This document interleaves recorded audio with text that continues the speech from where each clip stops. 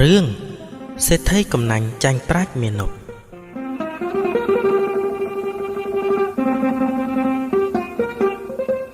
កាលពីព្រេងនាយមានសេដ្ឋីម្នាក់ឈ្មោះភោគមានទ្រព្យសម្បត្តិជាច្រើនតែចិត្តកំណាញ់ហើយប្រើអំណាចរបអូសនិងកេងប្រវ័ញ្ចទ្រព្យប្រជាជនយ៉ាងព្រៃផ្សៃថ្ងៃមួយមានមាណពក្រីក្រម្នាក់ឈ្មោះជីបានមកសុំអង្វរលោកសេដ្ឋីធ្វើជាអ្នកបម្រើទោះជាបានកម្រៃតិចតួចក៏ដោយសូមលោកមេត្តាទទួលខ្ញុំធ្វើជាអ្នកបម្រើផងខ្ញុំសូមនៅបម្រើលោករយៈពេលតែ1ឆ្នាំទេយើងមិនត្រូវការអ្នកបម្រើទេនាំតែអស់លុយសូមលោកម្ចាស់អនុគ្រោះឲ្យខ្ញុំផងឲ្យតែលោកម្ចាស់ឲ្យខ្ញុំនៅខ្ញុំមិនត្រូវការប្រាក់កាសអ្វីទាំងអស់ក្នុងរយៈពេល1ឆ្នាំនេះតែនៅក្រៅពេលខ្ញុំបម្រើលោកម្ចាស់1ឆ្នាំរួចខ្ញុំសូមផ្ទាត់ច្រមុះលោកម្ចាស់តែម្ដងគត់ដូចជាល្អដែរតើដោយមនុស្សធ្លាប់មានគំនិតកេងប្រវ័ញ្ចស្រាប់ផងលោកសេដ្ឋីស្មានថាមាណពឆោតល្ងង់ធ្វើការបម្រើគាត់1ឆ្នាំហើយមិនយកលុយកាក់ទៀតគាត់ក៏យល់ព្រមគ្រាន់តែផ្ទាត់ច្រមុះមួយដងវាមានអីឈឺណាស់ណាទេតែប្រសិនបើឈឺវិញវាក៏មិនអស់ប្រាក់អញដែរ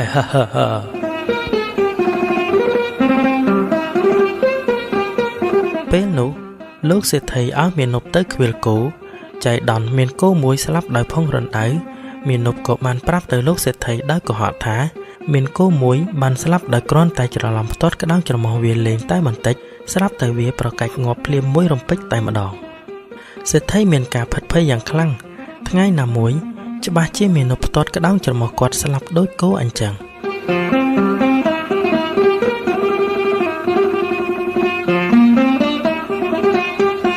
យប់អាធ្រាត្រស្ងាត់លោកសេដ្ឋីបានរត់ទៅផ្ទះគ្រូធ្មប់ម្នាក់ឲ្យជួយរកវិធីសម្លាប់មាណពចោលមេធ្មប់បានប្រាប់លោកសេដ្ឋីថាចូលឯងប្រើវាឲ្យទៅយាមស្រូវនៅឯចំការព្រោះទីនោះមានពួកខ្លាឃ្មុំជាច្រើននឹងចាប់អលអិតនោះស៊ីជាមិនខាន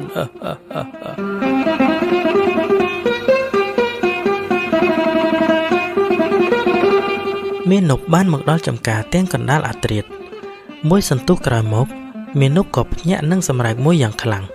តែមាណពមិនផិតភ័យឡើយគេក៏លោតឡើងលើខ្នងសត្វនោះហើយចងវាទាំងពីរជាប់រួចក៏ដឹកយកទៅចងជាប់នឹងត្បាល់កិនម្សៅមាណពចងខ្លាឃ្មុំរួចរាល់គាត់ក៏ចូលទៅគេងលោកសេដ្ឋីឮសូរជើងមនុស្សក៏ចេញមកមើលហើយនិយាយថាអញឲ្យឯងទៅស្រែចម្ការម្ដេចក៏មកដេកនៅទីនេះវិញមាណពឆ្លើយថា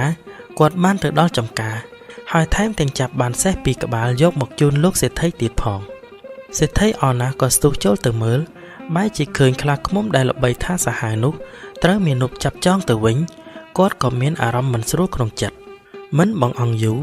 លោកសេដ្ឋីបានទៅពិគ្រោះជាមួយគ្រូធ្មប់ម្ដងទៀតលើកទី2នេះគាត់ក៏បានធ្វើតាមបណ្ដាំមេធ្មប់ទៀតគឺប្រើមាណពឲ្យចូលព្រៃកាប់ឈើក្នុងបំណងឲ្យខ្មោចព្រៃសម្លាប់មាណពពេលចូលដល់ព្រៃមាណពបានសម្រាកក្រោមដើមឈើមួយដើមស្រាប់តែខ្មោចព្រៃចេញមកលោកដៃប្រុងច្របាច់កតែត្រូវមាណពចាប់ខំដៃជាប់មិនលែងរហូតដល់ខ្មោចព្រៃអង្វរឲ្យដល់លែងនិងសុំនៅតាមបម្រើចៅមាណព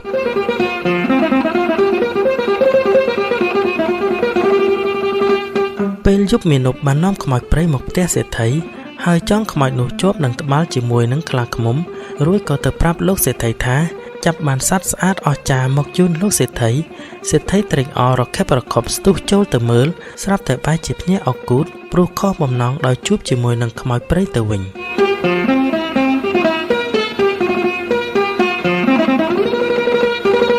លើកទី3លោកសេដ្ឋីបានជួបនឹងគ្រូធ្មប់ម្ដងទៀតលើកនេះគ្រូធ្មប់បានប្រគល់សម្បត្តិមួយច្បាប់ទៅឲ្យសេដ្ឋីដើម្បីប្រាស់មាណពយកសម្បត្តិជំពាក់បំណុលទៅប្រគល់ឲ្យពួកចៅនៅទីក្រុងក្នុងបំណងឲ្យក្រុមចៅសម្លាប់មាណពចោលឯចៅមាណពដឹងខ្លួនជាស្រេចក៏ឲ្យខ្មោចព្រៃវិញខ្សែតីវេទមន្តទុកគ្រាន់ការពារខ្លួនពេលមានអាសន្នហើយចៅមាណពបានយកខ្លាឃ្មុំទាំងពីរទឹមជារទេះរួចចេញដំណើរទៅ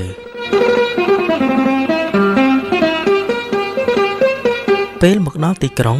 បានជួបនឹងក្រុមចៅភ្លាមមាណពបានប្រគល់សម្បត្តិឲ្យទៅចៅវាយវាព្រមទាំងទាលុយតែពួកចៅមិនព្រមប្រគល់លុយឲ្យមាណពទេថែមទាំងបំរុងសម្លាប់មាណពចោលទៀត មិនបងអង្គយូរមេនុបក៏បញ្ជាឲ្យខ្មោចព្រៃប្រើខ្សែតីវិតមុនវាយទៅលើពួកចៅយ៉ាងខ្លាំងក្លា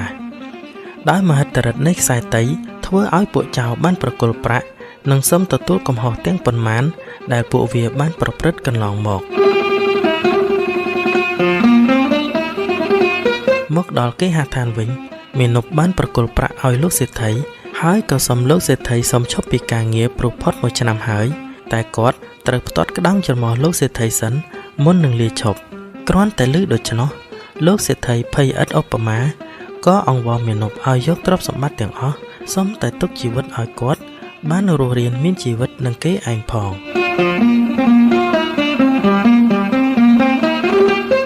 មេនុបបានយកទ្រព្យសម្បត្តិទាំងអស់របស់សេដ្ឋីទៅចែកជូនដល់កសិករក្រីក្រដែលពីមុនត្រូវលោកសេដ្ឋីកេងប្រវ័ញ្ចនិងរឹបអូសយកបន្ទាប់មកគេក៏បានរស់នៅយ៉ាងសុខសាន្តដោយកសិករដទៃទៀតដែរ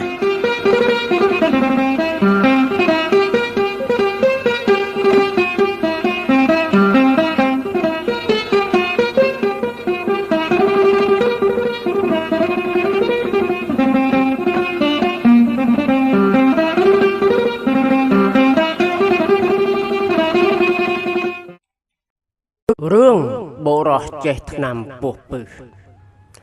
មានរឿងមួយដំណាលថា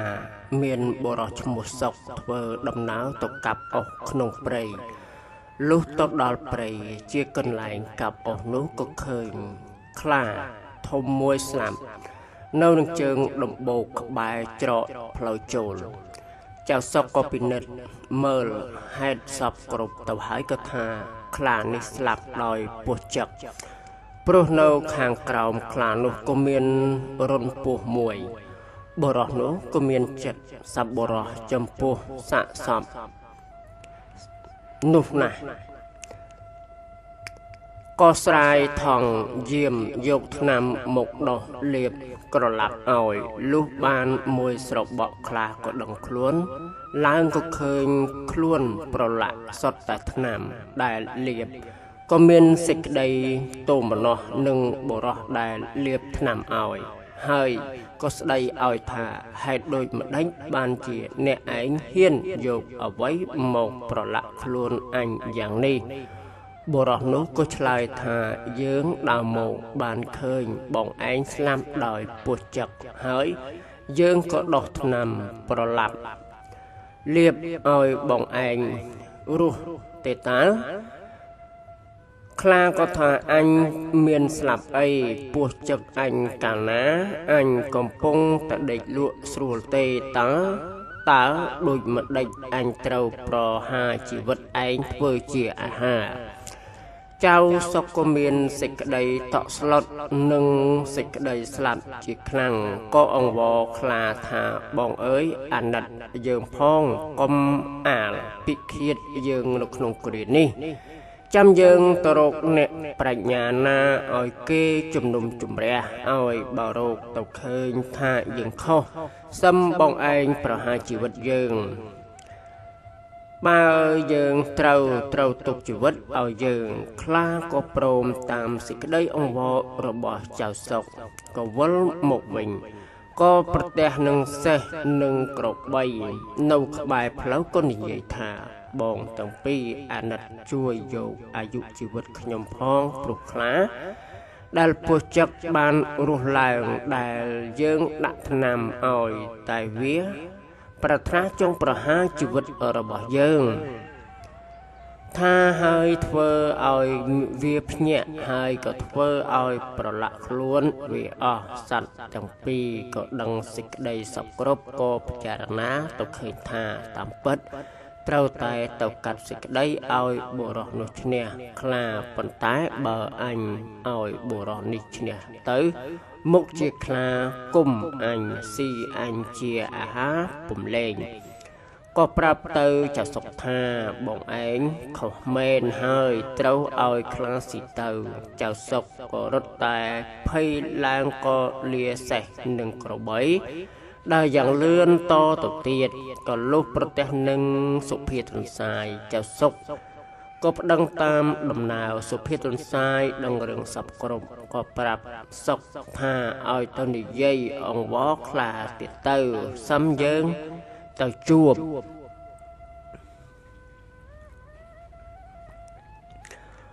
กรอนได้บรนุกកំពុងតែជជែកនឹងខ្លាសុភាទន្សាយទៅដល់ក៏ធ្វើជាសួរថាបងឯងទាំងពីរនាក់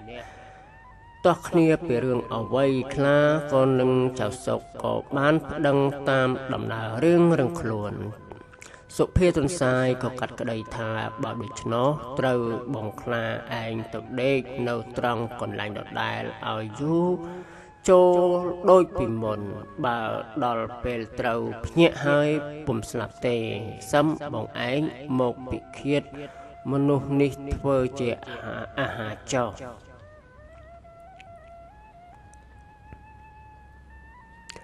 ខ្លាក៏ទៅដេកតាមបង្គាប់ពស់ក៏ចេញពីរុនក៏ចឹកខ្លានោះស្លាប់ទៅ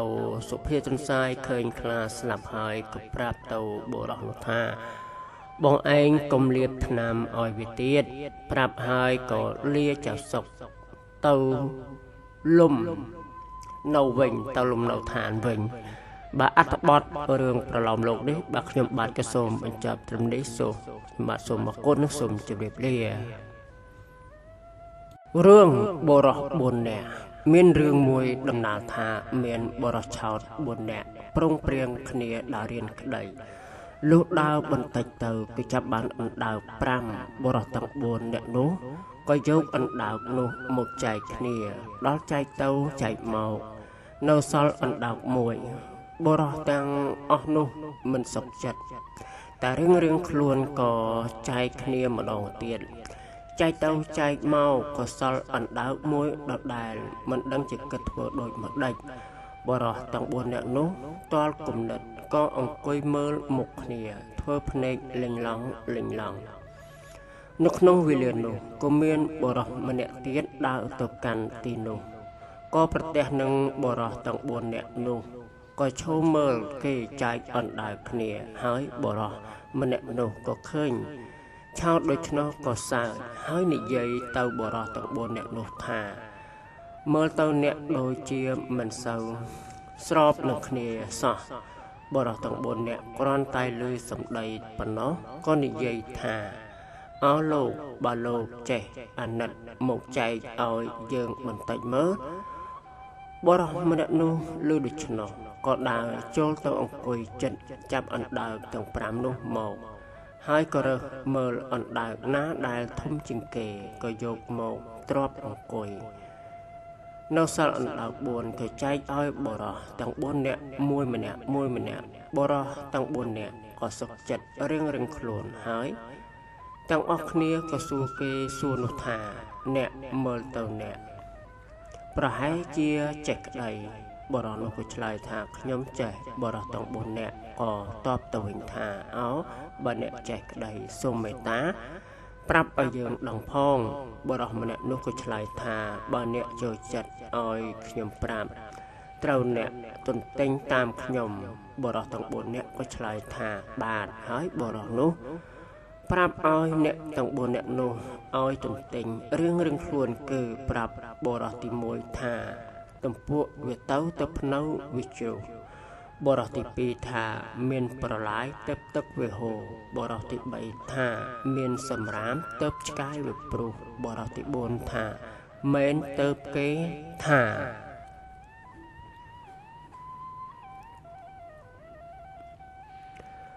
បរោះទាំង4នាក់ក៏ទន្ទិញពាក្យនេះចេះចាំគ្រប់គ្នាទៅហើយឯបរោះ4នាក់នោះក៏នាំគ្នាទៅឆ្ងាយទៅក៏បានដល់ភូមិមួយនឹងរកផ្ទះសម្បែងសំណាក់ក៏គ្មានលុះបន្តិចទៅក៏បានប្រទះនឹងយាយចាស់មេម៉ាយម្នាក់ក៏និយាយសុំផ្ទះយាយចាស់នោះសំណាក់គាត់ក៏ព្រមឲ្យហើយបរោះនោះក៏នាំគ្នាទៅ4នាក់សំណាក់នៅឯផ្ទះយាយនោះទៅយប់នោះអ្នកទាំង4នាក់ក៏នាំគ្នាទន្ទិញពាក្យក្តីតែបរោះម្នាក់នោះប្រាប់ទន្ទិញមិនឈប់ឈរទាល់តែភ្លឺ យាយចាស់ខឹងខ្លាំងណាស់ព្រឹកឡើងគាត់ក៏ទៅប្តឹង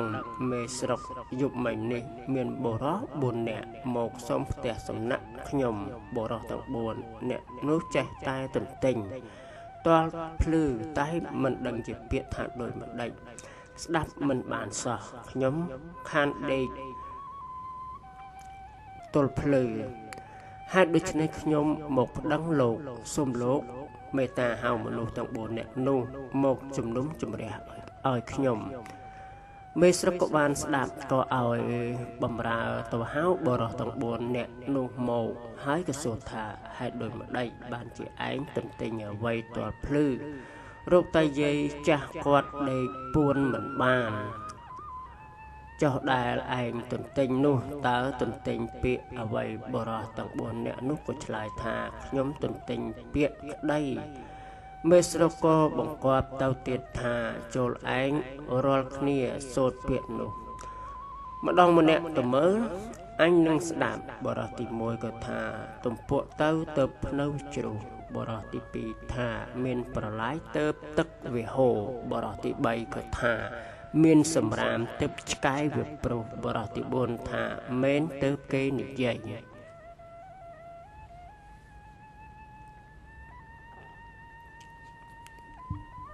ស្ដាប់ពាក្យនោះហើយមេស្រុកក៏កាត់សេចក្តីថាឯងទាំង4នាក់ត្រូវនៅជា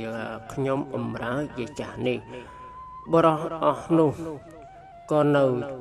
ធ្វើជាខ្ញុំបំរើរបស់យាយនោះទៅយាយនោះគាត់ក៏ប្រើឲ្យធ្វើការសពសារពើជារៀងរាល់ថ្ងៃលុះនៅនឹងយាយនោះបាន2-3ខែទៅយាយគាត់ក៏ប្រើបរិសទាំង4នាក់នោះឲ្យទៅកាប់ឈើធ្វើទូកអ្នកទាំង4នាក់ក៏នាំគ្នាចូលទៅដល់ក្នុងព្រៃធំមួយហើយក៏ដើររកមើលឈើណាដែលមានប្រហោងទៅកាប់លុះចូលទៅដល់ក្នុងព្រៃជ្រៅក៏បានប្រទះនឹងដើមឈើធំមួយដើមដែលមានប្រហោងបរិសទាំង4នាក់ក៏និយាយគ្នាថាយើងបានប្រទះឃើញឈើប្រហោងហើយយើងត្រូវនាំគ្នាកាប់ឈើនេះបរិសទាំង4នាក់ក៏មូលមាត់គ្នាក៏កាប់រលំឈើប្រហោងនោះលុះឈើចិត្តរលំបរិសទាំង4នាក់ក៏ស្រែកថាកូនយើងចិត្តរលំហើយអាណាម្នាក់រត់ទៅចាំទ្រកុំឲ្យបែកមេឃឲ្យសោះកុំឲ្យបែកមេឃឈើយើងក្រែងធ្វើទូកមិនកើតបរិសទាំង4ក៏ស្ទុះទៅចាំទ្រដល់ឈើនោះបាក់មកសង្កត់ស្លាប់ធ្វើមាត់ស្ញែងបរិស3នាក់ឃើញដូច្នេះក៏នាំគ្នាសើចថាយើអានេះខ្លាំងណាស់ទេតាឈើទំហំប៉ុណ្ណឹងកោតតែវាទ្រាំបានហើយវាក៏សើចថែមទៀតបរិសទាំង3នាក់ក៏នាំគ្នាមើលបរិសម្នាក់ដែលស្លាប់ដល់យូរពេកក៏ស្រែកហៅថាយីមកឆាប់ឡើងនឹងអាលទៅឃ្លានបាយណាវើយលុះឃើញនៅស្ងៀមក៏នាំគ្នាដើរចូលទៅមើល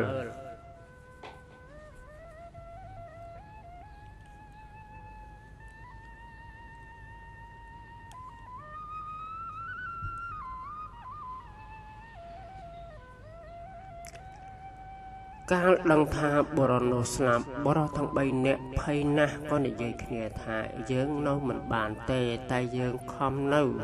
មុខជាគេប្តឹងថាយើងវាយសម្លាប់អានេះបើដូច្នោះយើងនាំគ្នារត់ថាហើយក៏ប្រុងព្រៀងគ្នារត់ទៅដល់ពេលយប់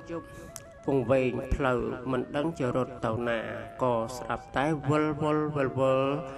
នៅត្រង់កំពង់ផ្ទះយាយហើយក៏នាំគ្នាលួចទូកយាយនោះអុំទៅត្រើយម្ខាងបរិសទាំង3អ្នកក៏នាំគ្នាចុះទូកម្នាក់នៅខាងកនសៃបែរមុខទៅខាងលិចម្នាក់នៅខាងក្បាលក៏បែរមុខទៅខាងក្បាលម្នាក់ទៀតអង្គុយកណ្ដាលក៏បាចទឹកទូកតែមិនបានស្រាយខ្សែចំណងទូកនោះចេញចេះតែនាំគ្នាអុំដល់មួយយប់ មួយយប់តលភ្លឺនៅតែនៅដដែលលុះព្រឹកស្រាងឡើងយាយចាស់ក៏ចុះដងទឹកក៏ប្រទះឃើញបុរស3នាក់ហើយក៏ស្រែកថាយើអានេះរត់ទៅណាបុរសទាំង3នាក់ក៏ក្រឡេកឃើញយាយចាស់ជាចៅវាយខ្លួនក៏តលប្រញ្ញាមិនដឹងជាបើករត់ទៅណាក៏នៅ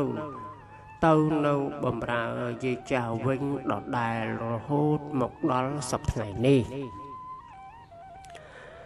ប្រិមិត្តអត្ថបទរឿងប្រឡំលោកនេះបើខ្ញុំបាទក៏សូមបញ្ចប់តែត្រឹមនេះតែមុននឹងបញ្ចប់នៅអត្ថបទរឿងប្រឡំលោកនេះសូមប្រិមិត្តជួយចុចនៅ Subscribe ពណ៌ក្រហមនិងសញ្ញារូបកណ្ដឹងម្នាក់មួយផងដើម្បីនឹងទទួលបាននូវអត្ថបទរឿងប្រឡំលោកថ្មីជាបន្តទៀតជាចុងបញ្ចប់នេះខ្ញុំបាទនឹងសូមអរគុណនិងសូមជម្រាបលារឿងក្អែកមួយក្អែក10មានរឿងមួយដំណាលថាមានបុរស2នាក់ម្នាក់ឈ្មោះថាអាខិលម្នាក់ទៀតឈ្មោះថាអាខូចនៅស្រុកដតីពីគ្នាគំនិតដោយខ្លួន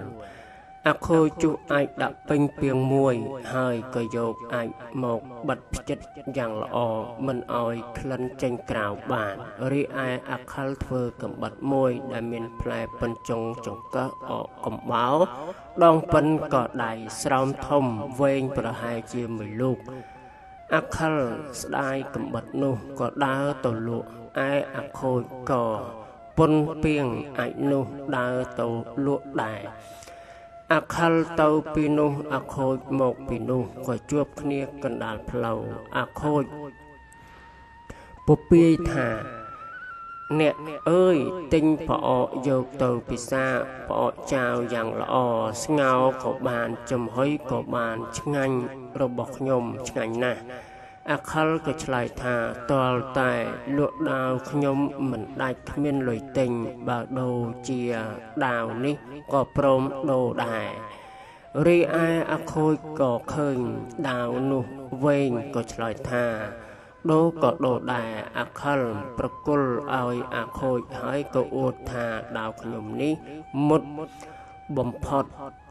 មេដែករបស់ខ្ញុំផងបើត្រូវការសំហូតកាប់តែម្ដងអ្នកឯងកុំប្រញាប់ហូតមើលបើហូតព្រើលសក់ទៅវិញមិនចុះទេដាវខ្ញុំពូកែខ្ញុំស្ដាយរបស់ខ្ញុំណាស់បើខ្ញុំកុំតែខែនេះក្រមហូបពេកកុំអីខ្ញុំមិនដូរទេរីឯអាខូចក៏ប្រគល់ពាងអញឲ្យអាខិលហើយក៏ហាមថាផ្អកខ្ញុំនឹងក៏ល្អដែរដល់ពេលស៊ីសម្បើកយកមកចំហុយកំអាល់បើកមើលក្រែងវាស្អុយរុយ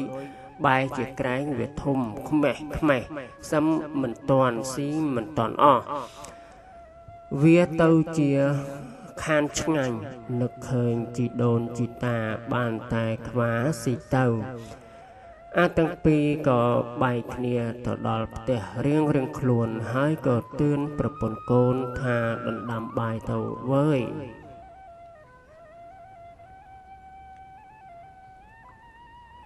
ទៅអញបានផ្អកប្រពន្ធថាបានផ្អកមកពីណាអាខិលក៏ថាដូរជាមួយនឹងដាវគេថាល្អដាវក៏ឆ្ងាញ់ពិសាណាស់ប្រពន្ធក៏ពេញចិត្តនឹងថាប្តីចេះធ្វើកំបិតដូរផ្អកស្ទុះផ្លេតទៅលាងចានដួសបាយហើយកាន់កំបិតយ៉ាងគំរុលក៏កកិលទៅចិត្តពីងផ្អកក៏យកកំបិតក៏អាចនោះបើកឡើងក៏ហើយក៏លុកខ្វាបានមួយក្តាប់ដាក់ផ្លាប់ទៅក្នុងចានសល់នៅតែប៉ុន្មានក៏លិតភ្លក់មើលងើបមុខឡើងថាយីផ្អកចាវអីក៏ស្អុយក៏ដូចអាចគ្មានឆ្អឹងនឹងសាច់បន្តិចសោះមាត់ផងយ៉ាងនឹងតើផ្អកត្រីអីប្តីក៏ថាក្រែងត្រីពោប្រពន្ធក៏លុកកូនប្រពន្ធក៏លុករាវរោគក្បាលលុកបានពាក់កណ្ដាលក៏ក្អួតចង្អោ20វ៉កដឹង ដាក់ដឹងជាក់ថាជាអាចមិនមែនប្រអកមកបន្ទោសទៅម្ចាស់ដើមឆ្អើមលេបបាយមិនរួចក៏និយាយអំពីអាខូចត្រេកអរខ្លាំងណាស់ក៏ដើរទៅផ្ទះក៏អួតប្រាប់ប្រពន្ធថាអាចមួយពីងក៏ដូរបានដាវមួយដែលទទួលនឹងខឹងនឹងឆ្កែវានោមច្រាស់ស្លឹកគ្រៃក៏កន្ត្រាក់ដាវលោតទៅដល់ដីបំរុងនឹងកាប់ឆ្កែស្លាប់ក៏ចាប់ដងដាវក៏ហូតខ្វិចឃើញផ្លែដាវនោះក៏ប៉ាត់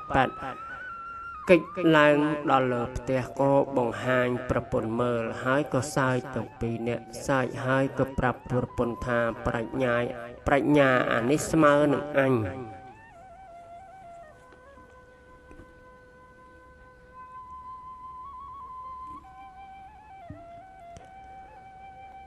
ក៏ទៅបបួលធ្វើជាសម្លាញ់គ្រាន់តែរកស៊ីពីរនាក់នឹងបានមាសប្រាក់ដោយងាយលុះទៅដល់នឹងអាខិលក៏ដើរមកពីនាយក៏សើចព្រាយនិយាយសួរថាឯងទៅណា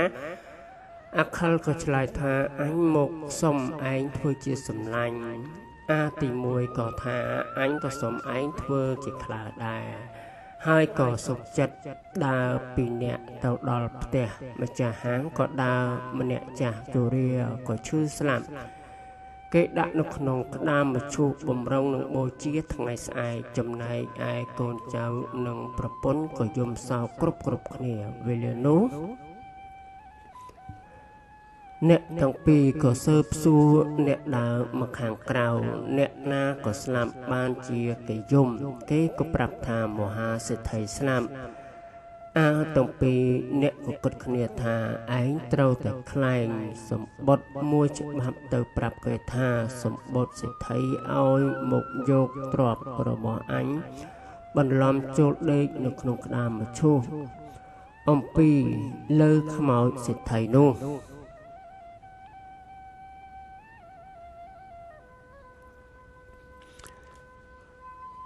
ក៏ស្ដីតបនឹងឯងហើយក៏បន្លំដេកដោយគំនិតអ្នកនៅចិត្តមិនបានឃើញមិនបានដឹងត្បិតភ្នែកខំសម្លឹងប្រឹងឈ្ងោកមើលក្រាំងសូត្រព្រះធម្មៈកូនចៅតូចធំក៏រវល់តែយំសោកអាខូចក៏ដើរទៅរករដាស់ក៏បានធ្វើសម្បត្តិคล้ายកាន់ដើរទៅសម្ដែងសូត្រឲ្យគេស្ដាប់សម្បត្តិអំពីមហាសេដ្ឋីប្រាប់ថាចៅខូចកំសត់តាំងពីតូចជាកូនធွာឥឡូវអាពុកជរាហើយហត្ថលេខាសេដ្ឋីអាខូចក៏ឆ្លើយថាខ្ញុំសូមសន្យានឹងអស់កូនចៅអញ្ជើញទៅហៅទៅសួរលោកចោះបើលោកស្ដីនោះខ្ញុំត្រង់ពិតបើលោកស្ងៀមនោះខ្ញុំคล้ายបញ្ឆោតទេកូនសេដ្ឋីក៏ចូលភ្លាមទៅស្រែកហៅឪពុកអាខិលក៏ឆ្លើយថាកូនសួរថាឪពុកបានឲ្យសម្បត្តិទៅកូនធွာយកមករបស់មែនឬអាខិលក៏ថាកូនអញឈ្មោះអាខូចវាមកហើយក៏យកមាសប្រាក់កែវកងសម្ពត់អាវរាល់ផ្ទុកក្នុងរទេះឲ្យល្មមតែក្របីនោះអូសរួចបានប៉ុន្មានឲ្យវាយកទៅចោលកូនចៅស្រីប្រុសក៏ចាញ់ឧបាកលអាខិលអាខូចក៏ខឹងខ្មោចសិទ្ធិក៏ស្លាប់ទៅហើយចេះស្ដីហៅពេញជាអស្ចារ្យឥឡូវនឹងបើក្តាមមឈូសឲ្យច្បាស់ចាស់ក៏ហាមប្រានមុខថាបើមើលមុខខ្មោចមិនបានខ្លាចដេកយប់ទៅមើលមមាយម្លោះហើយក៏ជឿ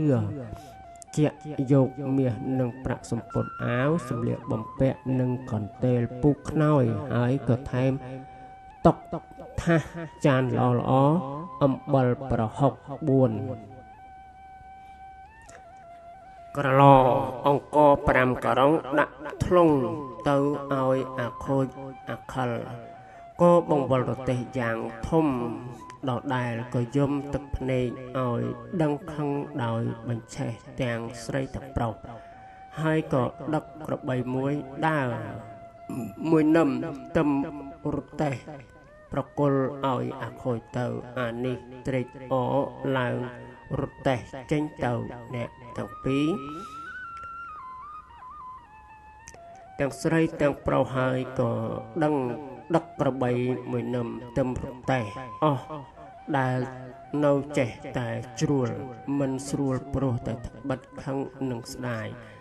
អាខិលក៏លួចមើលនាយអាយក៏លោបចេញបន្តិចរត់តាមទៅក៏បន្តិចក៏ទាន់តែហើយក៏និយាយគ្នាថាយើងបាន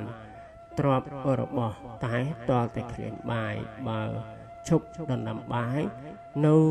រៀងអាយក្រែងមិនស្ងាត់ខ្លាចចោលតាមផ្លូវមកស្ទាក់ប្លន់យកទ្របមួយរទេះបើដូច្នេះឯងឈប់ចាំអញទៅសុំបាយគេស៊ីខ្លះយកមកឲ្យឯងស៊ីខ្លះ